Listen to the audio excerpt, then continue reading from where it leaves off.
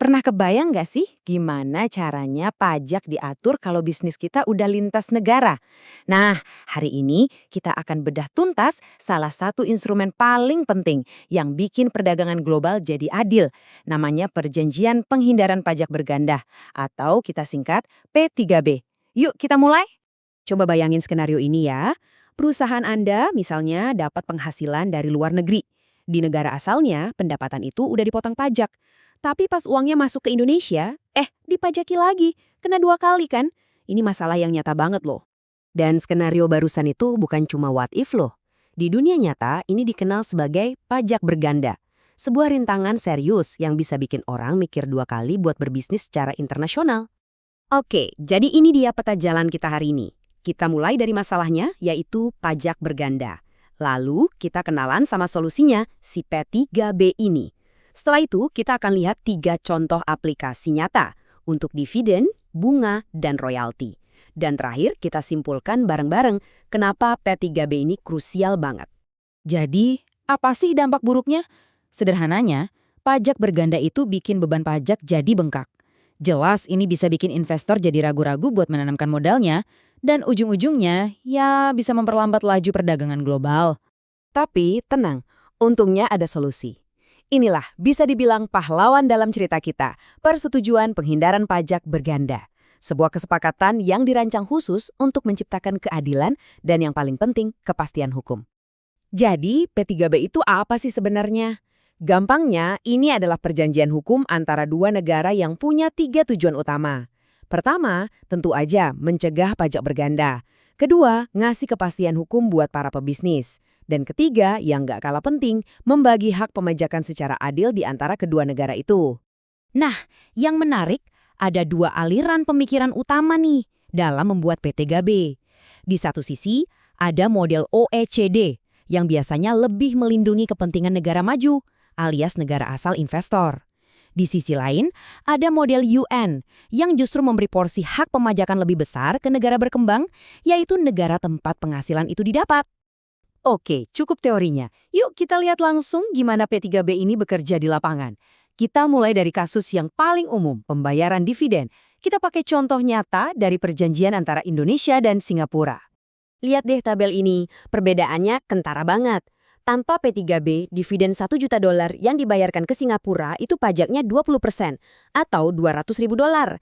Tapi dengan P3B Indonesia-Singapura, tarifnya dipangkas jadi setengahnya, cuma 10%. Yap, betul sekali. Penghematan langsung sebesar $100.000. Ini bukan sekedar angka di slide, ini bukti nyata gimana sebuah perjanjian pajak bisa bikin modal jadi jauh lebih efisien. Terus, gimana caranya biar bisa dapat manfaat ini? Prosesnya sebenarnya cukup jelas. Pertama, Anda harus punya surat keterangan domisili atau SKD. Kedua, SKD ini diserahkan ke pihak yang bayar di negara sumber. Kalau sudah oke, tarif P3B yang lebih rendah tadi bisa langsung dipakai.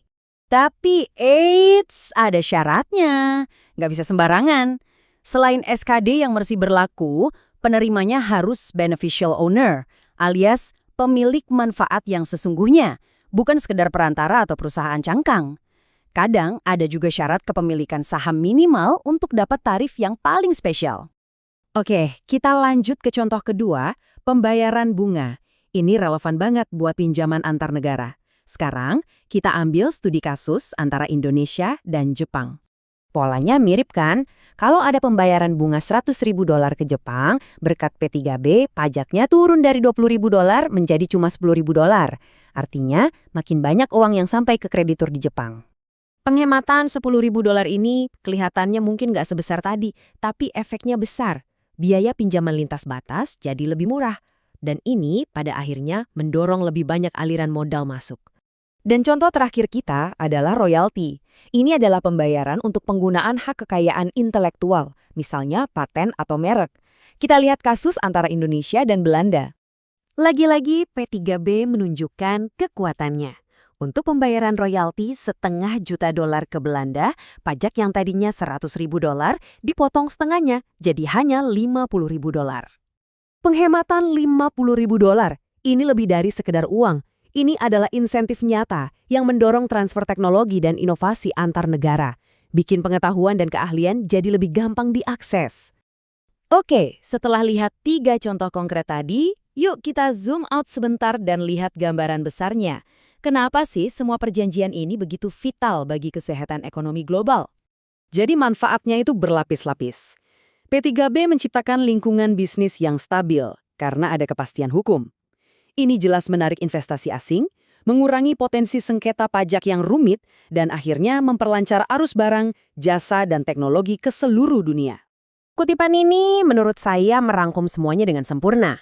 Intinya, P3B ada untuk menciptakan sebuah ekosistem global yang sehat untuk investasi dan perdagangan, dengan aturan main yang jelas dan adil bagi semua pihak. Tapi, dunia kan terus bergerak. Ini membawa kita ke pertanyaan terakhir yang sangat penting.